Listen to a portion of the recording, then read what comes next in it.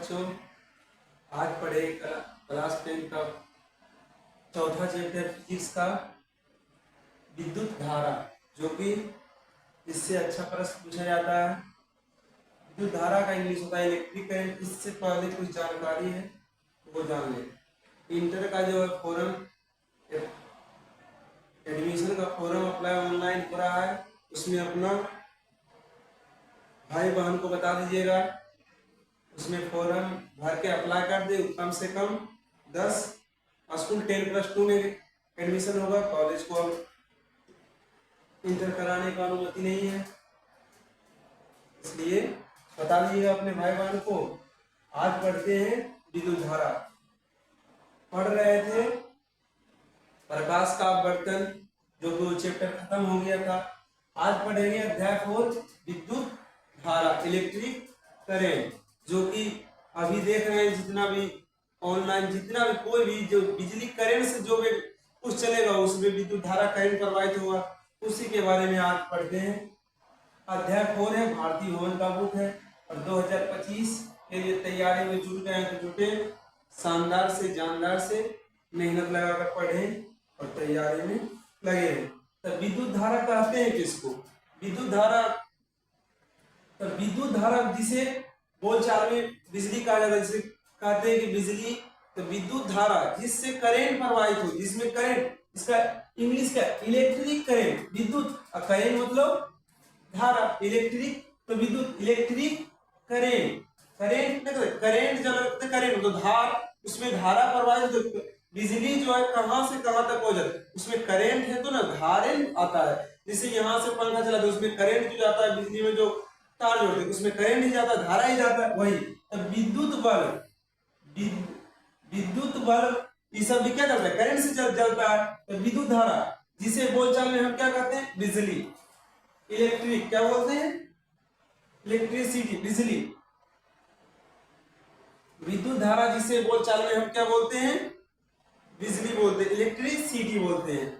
क्या बोलते हैं, बिजली बोलते हैं। तो विद्युत धारा जिसे हम बोलचाल में बिजली कहा जाता है। आवेशों, क्या बोलेगा, विद्युत धारा आपसे पूछेगी क्वेश्चन, क्या बोलेगा, आवेशों के व्यवस्थित प्रवाह को, आवेशों के व्यवस्थित प्रवाह को क्या कहते हैं, विद्युत धारा कहते हैं। आवेशों के व्यवस्थित प्रवाह को, जिसे आप जोड़िएगा प्लस माइनस, तो जिसे एक प्लस एक माइनस एगो आवेश ही होता है। आवेशों के व्यवस्थित प्रवाह को क्या कहते हैं, आवेशों के व्यवस्थित प्रवाह को विद्युत धारा कहते हैं या बिजली कहते हैं, या बिजली कहते हैं। आवेशों के व्यवस्थित प्रवाह को क्या कहते हैं, विद्युत धारा कहते हैं। फिर से सुनिए, एकदम कभी मत भुलाइएगा। जब सुनिएगा 10 मिनट खुद पढ़िएगा तो कभी भुलाइएगा नहीं। तो आवेश, विद्युत धारा जिसे बोलचाल में क्या कहते हैं, विद्युत धारा जिसे बोलचाल में हम क्या कहते हैं, बिजली।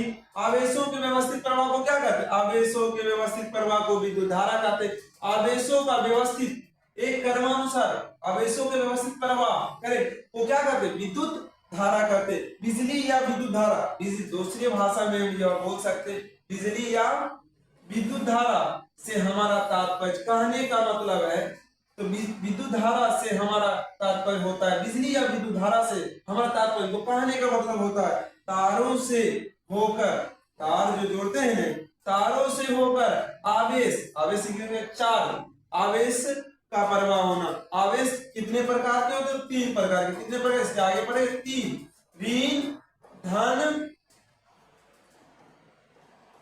ऋण, धन और शून्य।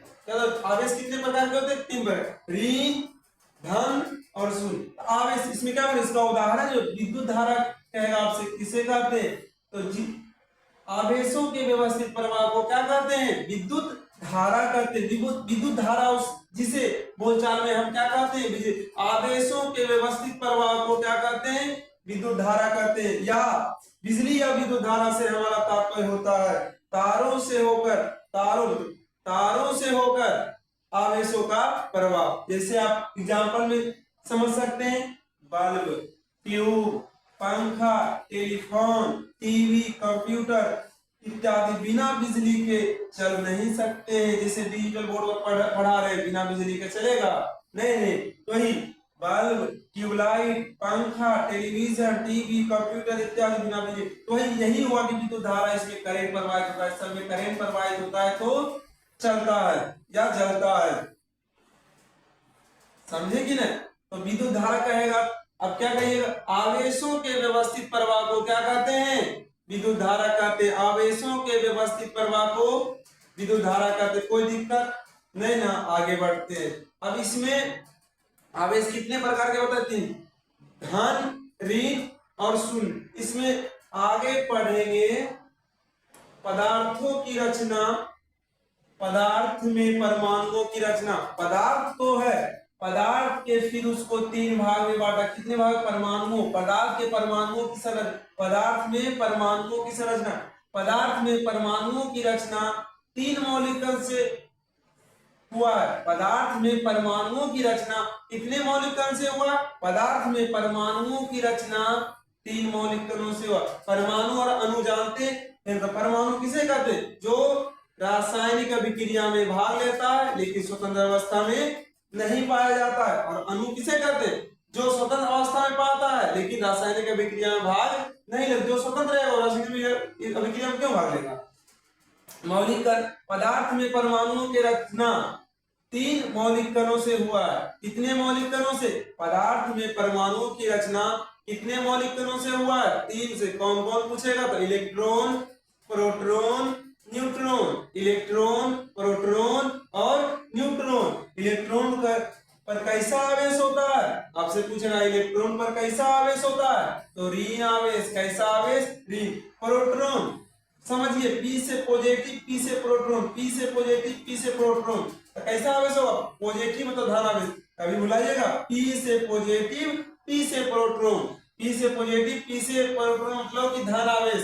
और न्यूट्रॉन, अगर कोई भी गाड़ी, न्यूट्रॉन मतलब कि जिसमें कोई गियर ना हो उसको क्या न्यूट्रॉल कर दो। न्यूट्रॉल मतलब कोई गियर